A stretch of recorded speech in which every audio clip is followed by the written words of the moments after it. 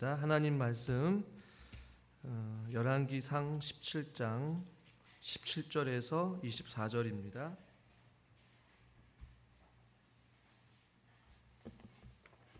열왕기상 17장 17절에서 24절 우리 한 절씩 교독하겠습니다. 구역성경 546페이지에 있습니다. 이일 후에 그 집 주인 되는 여인의 아들이 병들어 증세가 심히 위중하다가 숨이 끊어진지라. 여인이 엘리야에게 이르되 하나님의 사람이여 당신이 나와 더불어 무슨 상관이 있기로 내 죄를 생각나게 하고 또 내 아들을 죽게 하려고 내게 오셨나이까. 엘리야가 그에게 그의 아들을 달라 하여 그를 그 여인의 품에서 받아 안고 자기가 거처하는 다락에 올라가서 자기 침상에 누이고 여호와께 부르짖어 이르되 내 하나님 여호와여 주께서 내가 거하는 집 과부에게 재앙을 내리사 그 아들이 죽게 하셨나이까 하고 그 아이 위에 몸을 3번 펴서 엎드리고 여호와께 부르짖어 이르되 내 하나님 여호와여 원하건대 이 아이의 혼으로 그의 몸에 돌아오게 하옵소서 하니 여호와께서 엘리야의 소리를 들으심으로 그 아이의 혼이 몸으로 돌아오고 살아난지라. 엘리야가 그 아이를 안고 다락에서 방으로 내려가서 그의 어머니에게 주며 이르되 보라 내 아들이 살아났느니라. 여인이 엘리야에게 이르되 내가 이제야 당신은 하나님의 사람이시요 당신의 입에 있는 여호와의 말씀이 진실한 줄 아노라 하니라. 아멘. 우리 옆에 있는 분과 인사합시다. 건강하세요. 환영합니다. 축복합니다. 건강의 인생가 참 좋은 것 같죠. 사람과 사람 사이에서 항상 우리가 오고 가는 것이 있다면 그것은 대화이죠. 표정을 통해서 혹은 행동을 통해서 혹은 말을 통해서 사람과 사람 사이에서 오고 가는 이 대화 혹은 말투, 이 언행 등이 참 중요함을 많이 느낍니다. 이런 말이 있잖아요. 가는 말이 고와야 오는 말도 곱다. 그러고 보는데 어떤 사람들은 이런 이야기를 해요. 또 반대로 오는 말이 고와야 가는 말도 곱지 않겠느냐. 여러분 뭐가 먼저입니까? 가는 말이 고와야 오는 말이 고와요? 아니면 오는 말이 고와야 가는 말이 고와요? 뭐 똑같은 말이겠죠. 오고 가는 사람과 사람 사이에서 이어지는 이 말이 가는 말이 고와야 또 오는 말도 고울 수도 있고 또 반대로 오는 말이 고와야 나도 상대방에게 좋은 말을 할 수 있는 것 아니겠어요? 근데 이것이 조금 현대적으로는 어떻게 해석을 하냐면 가는 말이 거칠어야 오는 말이 곱다 뭐 이런 표현을 또 하더라고요. 그러니까 좀 거칠게 좀 강하게 상대방한테 이야기를 해야 상대방이 내 어떤 거친 말투나 공격적이거나 어떤 권위적인 말을 통하여서 상대방이 나에게 조금 고운 말을 할 수 있다. 뭐 이런 이야기도 좀 들었어요. 여러분들의 좀 상대방을 향한 말은 어떻습니까? 곱습니까? 아니면 조금 강합니까? 한번 스스로에게 질문을 던져봤으면 좋겠어요. 오늘 우리가 읽은 이 본문에서 이 여인이 아들의 그 귀한 아들이 갑작스러운 이제 병으로 인해 죽게 됐단 말이에요. 어떤 이유인지는 모르지만 심한 병으로 인하여서 앓다가 위중하다가 숨이 끊어져 있는 그 상태에서 찾아오는 그 허무함과 그 허전함, 그 다음에 또 환경과 또한 갑작스럽게 찾아온 엘리야로 하여금 모든 화살이 향하고 있었단 말이에요. 그러면서 이제 18절에 말씀하고 있죠.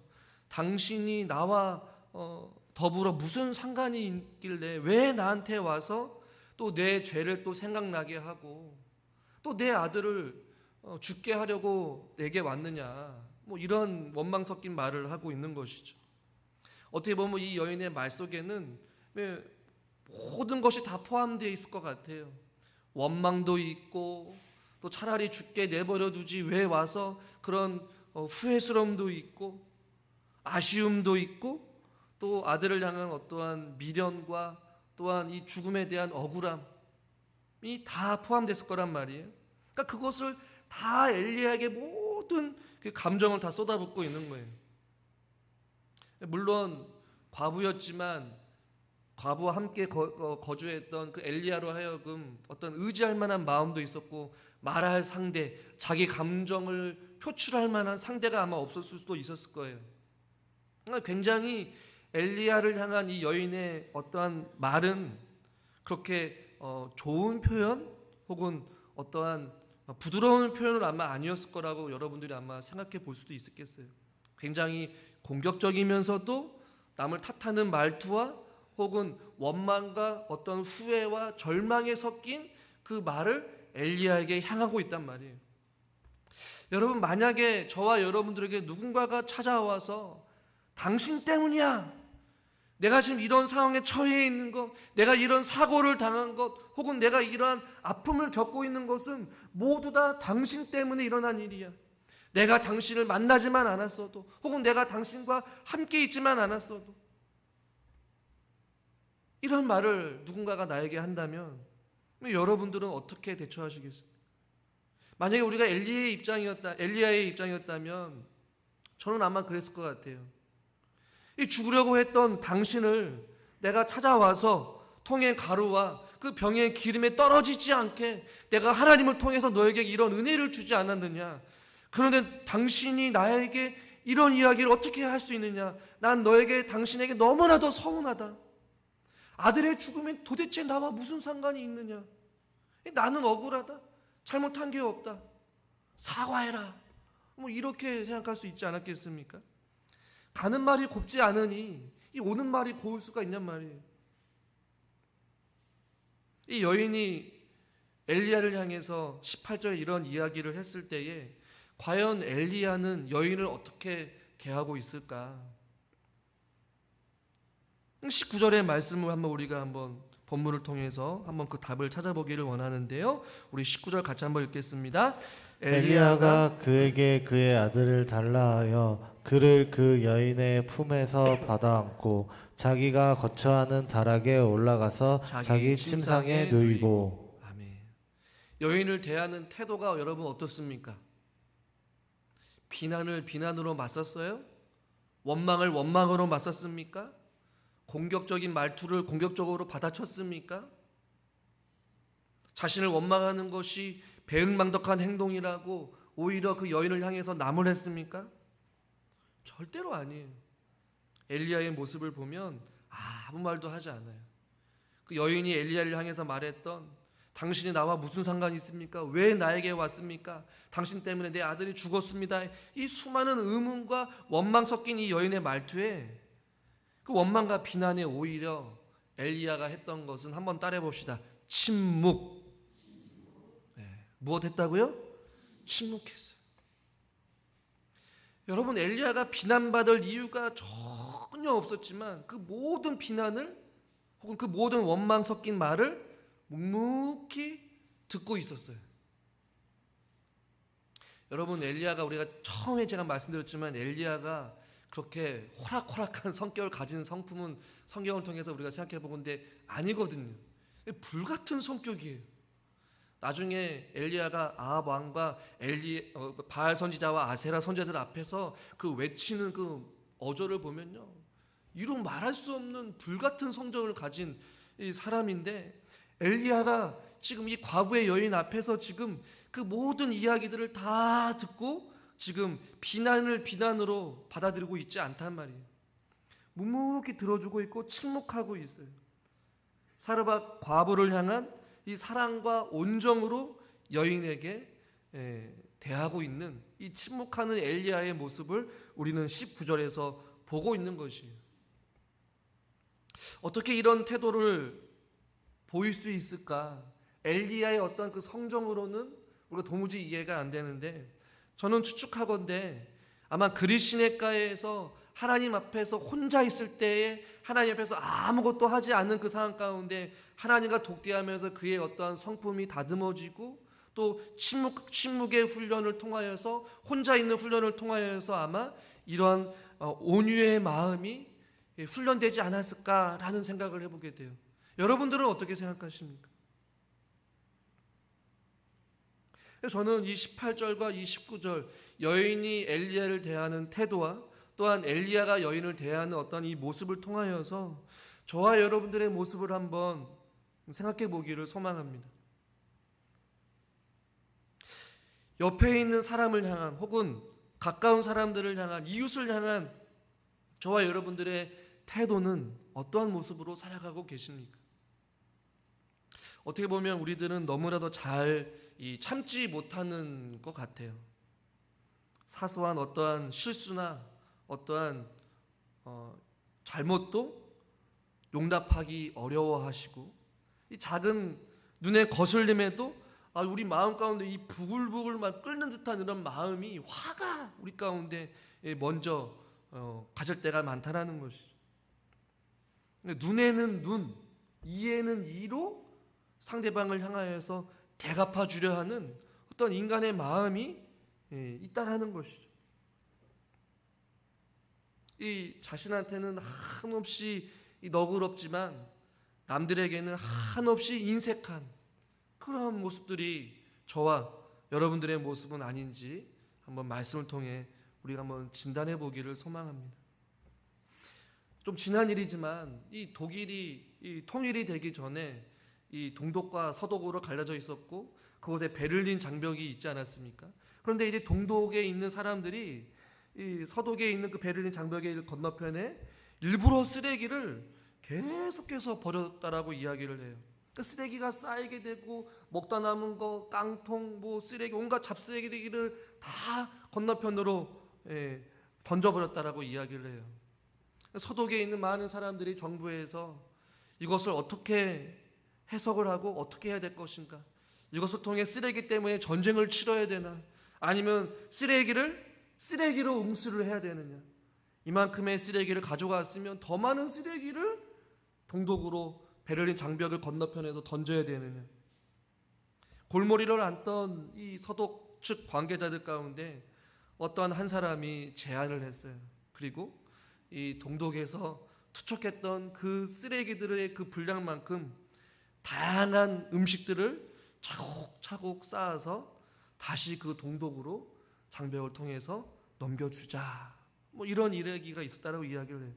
그러니까 쓰레기를 쓰레기로 응수한 것이 아니라는 것이.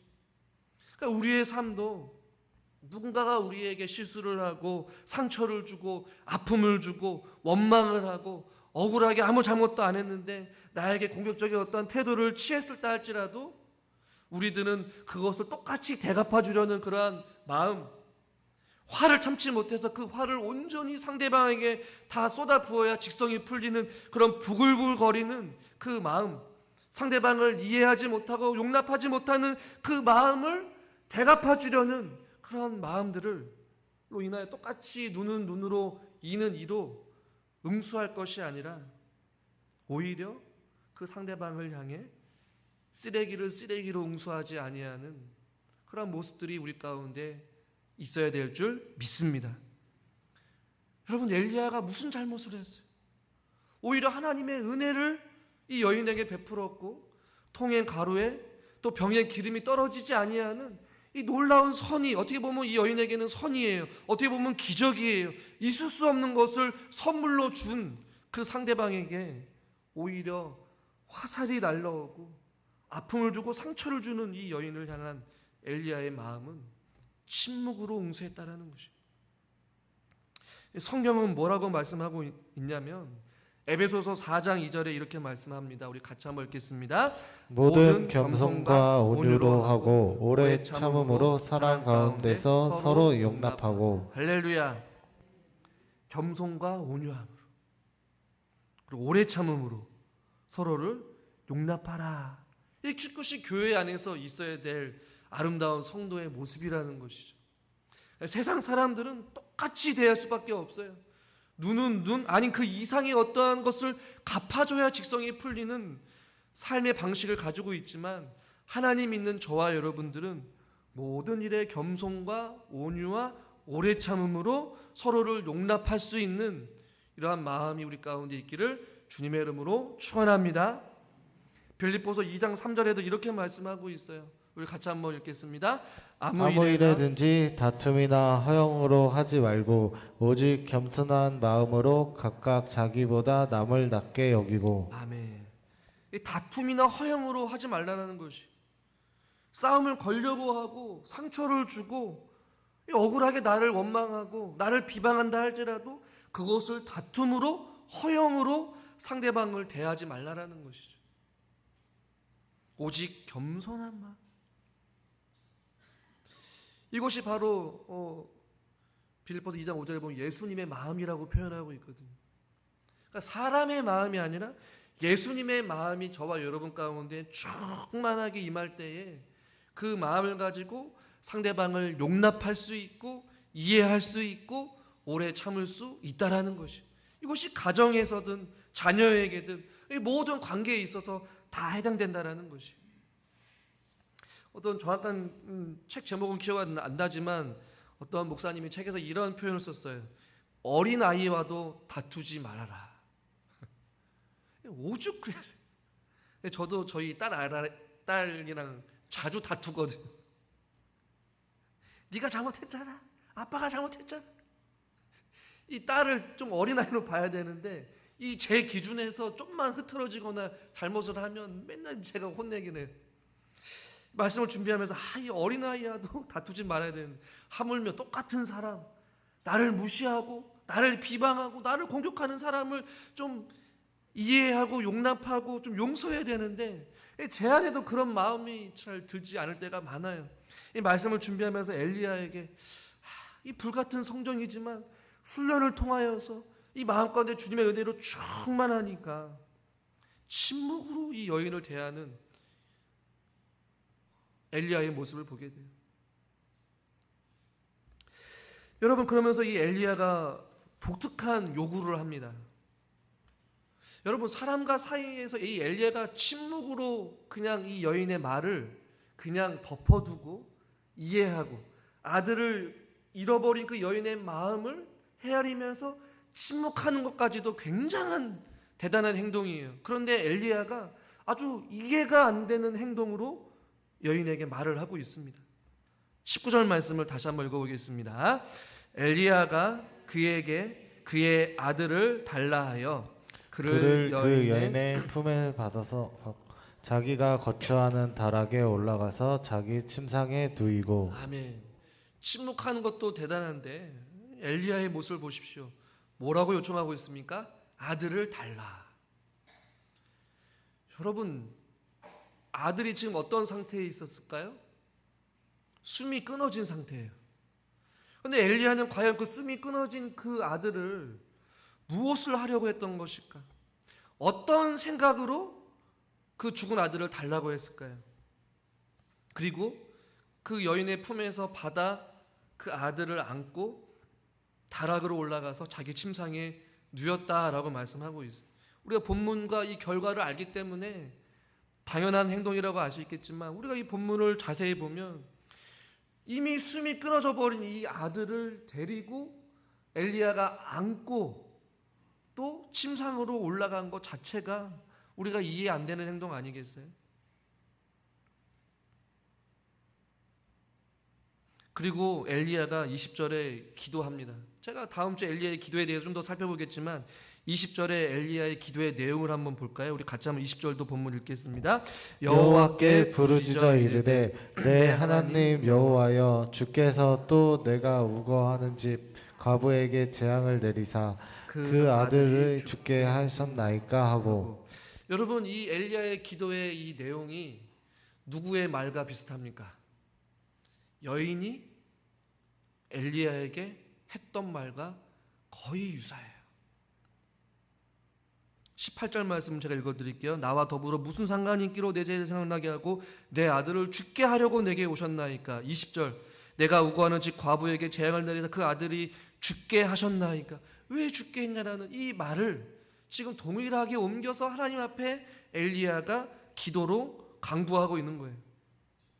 그래서 많은 학자들은 이 기도의 유사성을 보면서 엘리야가 이 여인의 마음을 대신 하나님께 중보하였다, 여인의 말로, 여인의 고통으로, 여인의 아픔을 가지고 하나님께 나아갔다라는 것이, 이게 죽은 아들을 품은 것 자체가 사르밧 과부와 똑같은 그 슬픔을 가지고 하나님께 나아가서 사르밧 과부가 자기가 했던 그 아픔과 고통을 하나님 앞에 온전히 동일하게 고백하면서 하나님 앞에 아뢰는 것이, 그러니까 문제를 대신 끌어안은 것이죠.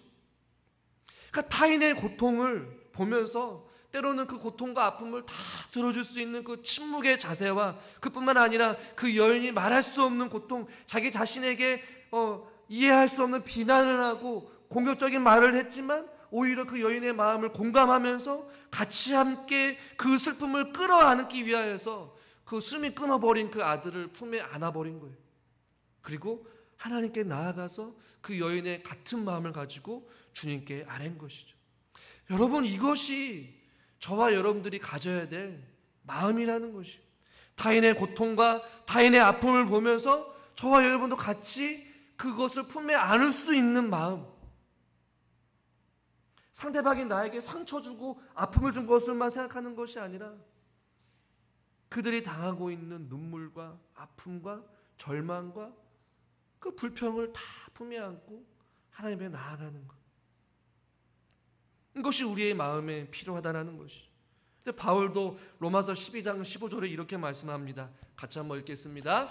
즐거워하는 자들과 함께 즐거워하고 우는 자들과 함께 울라. 아멘.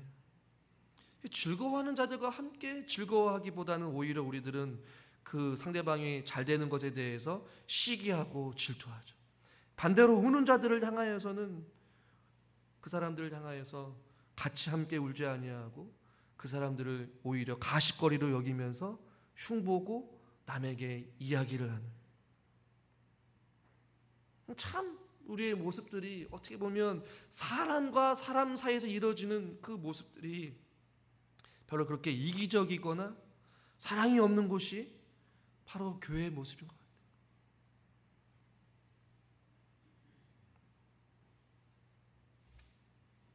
같아요. 주변에 아는 분 중에 이제 경찰을 직업으로 갖고 있는 사람이 있는데, 그 사람이 공통적으로 저에게 하는 얘기는 자기도 교회를 다니지만 많은 범죄자들과 사건 사고를 만나지만 가장 상대하기 쉽지 않고 또 만나고 싶지 않고 가장 이기적이고 가장 사랑이 없는 사람들이 바로 그리스도인, 교회 다니는 사람이라고 이야기해요. 즐거워하는 자들과 함께 즐거워하고 우는 자들과 함께 울어하며 상대방을 향한 그런 어떤 마음과 같이 아파할 줄 아는 이런 마음이 이 가운데 있어야 되는데, 그렇지 않다라는 것이 교회라는 것이죠.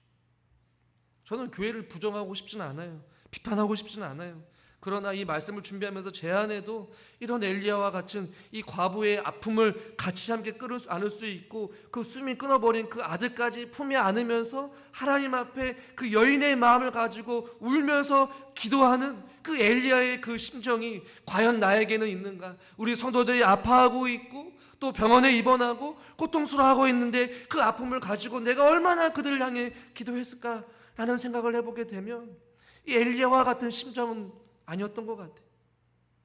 물론 기도는 하지만 여러분들은 서로를 향한 마음은 어떠한가요? 사람과 사이에서 얽히고 설키는 많은 문제들 가운데 거의 이곳에서 오랜 시간 동안 믿음 생활을 해오지 않았겠습니까?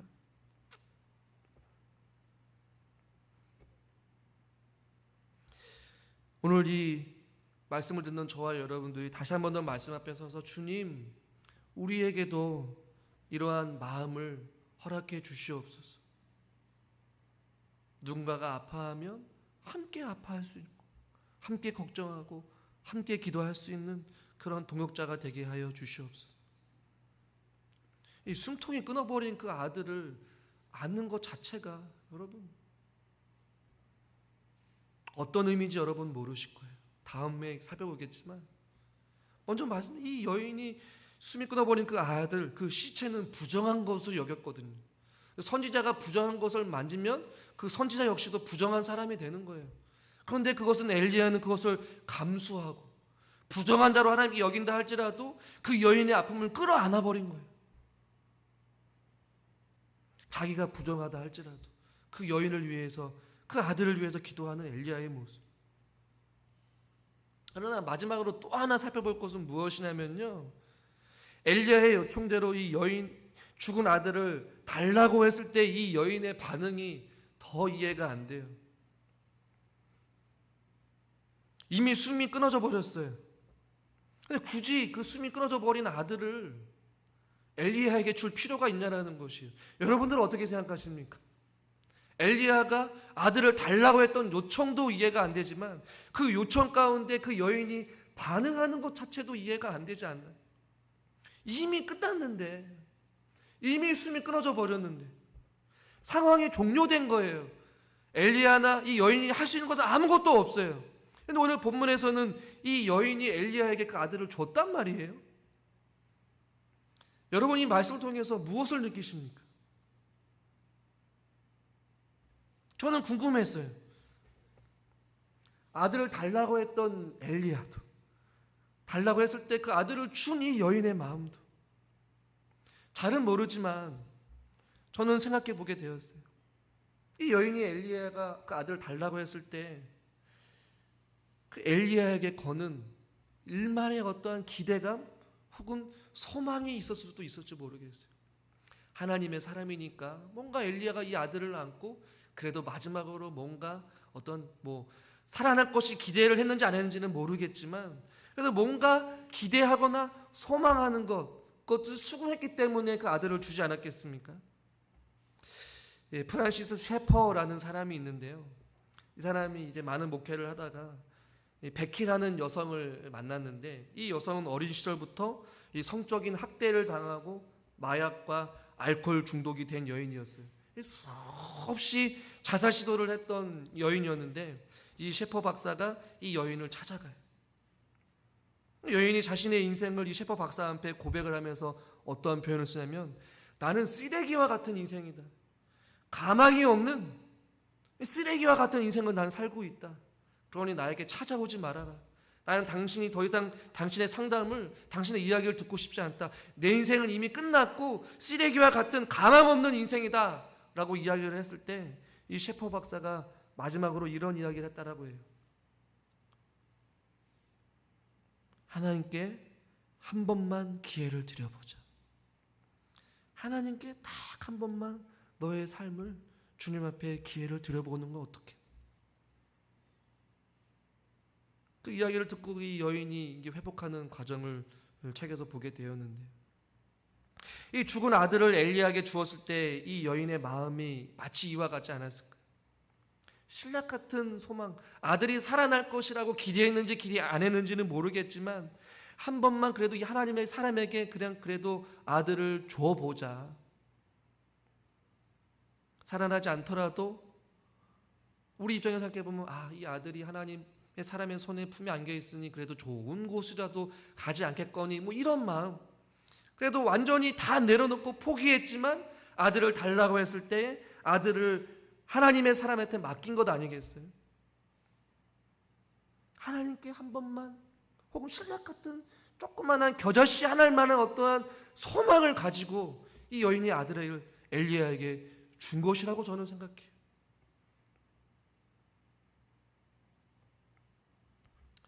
도저히 안 될 것 같은 여러분 집안에 사람이 있습니까? 이 사람은 도저히 아주 마음의 고집이 얼마나 세서 도저히 하나님에 나올 수가 없는, 믿지 않는 가족 구성원들이 여러분 가운데 있습니까? 혹은 여러분의 삶 가운데 완전히 포기하려고 했던 가정의 크고 작은 어려움의 문제들이 있습니까? 저는 셰퍼 박사가 그 여인에게 말했던 것 같이 저도 여러분들에게 도전하고 싶어요. 하나님께 한 번만 더 기회를 드려봅시다. 할렐루야. 하나님께 한 번 더 우리의 문제를, 우리가 내려놓았고 우리가 포기했던 그 어떤 그 가정 안에 가지고 있는 그 문제를 주님 앞에 맡기자라는 것이죠. 그리고 주님 앞에 한 번 더 매달려 보자라는 것이죠. 여러분, 결과를 여러분 잘 알고 있지 않습니까? 그의 아들이 살아난 것을 다음 주에 우리가 더 살펴보겠지만, 우리가 다 주님 앞에 내려놓을 때 주님께서는 일하시더라고요. 할렐루야. 이 18절 19절 이 사이에 이 말할 수 없는 숨겨진 하나님의 뜻이 우리 가운데 담겨져 있어요. 이해 안 되는 아들을 요청하는 것과 그 이해 안 되는 요청에 반응했던 여인의 모습, 사람과 사람 사이에서 얼마든지 일어날 수 있는 이 삶의 죽음 앞에서 서로에게 감정을 쏟아내고 또 그것을 침묵하며 받아주고 용납해주고 사랑으로 그 문제를 같이 안아주는 이 아름다운 이 모습들을 통하여서 놀라운 하나님의 은혜가 이 엘리야와 사르밧 과부에게 서로에게 훈련이 되고 서로에게 회복이 되고 서로에게 하나님이 하나님 되심을 보여주는 하나님의 오묘한 계획과 하나님의 뜻을 우리는 말씀을 통해 발견하게 됩니다. 사랑하는 성도 여러분, 이곳 가운데 우리가 서로가 사람들끼리 우리가 얽히고 설켜서 예배를 드리면서 교회 생활을 하고 믿음 생활을 하면서 우리 안에서도 하나님께서는 일하고 계실 줄 믿습니다. 예수님의 이 마음, 엘리야가 과부를 향한 마음, 우리의 마음이 되기를 원하고 우리도 타인을 향한 이 긍휼과 자비와 용납과 침묵과 또한 사랑의 마음으로 그 아픔을 함께 품어줄 수 있는 거룩한 믿음의 공동체들이 될 수 있기를 주님의 이름으로 축원합니다. 하나님 아버지 감사합니다. 오늘도 말씀 앞에 섭니다. 우리가 말씀을 듣는 것에 그치지 말게 해주시고 온전히 말씀을 우리에게 또 스스로에게 질문을 던져보며 우리 자신들을 되돌아보고 또 말씀으로 결단하며 그 말씀으로 순종하며 살아갈 수 있는 믿음의 사람들이 되게 하여 주시옵소서. 예수님의 이름으로 기도드리옵나이다. 아멘.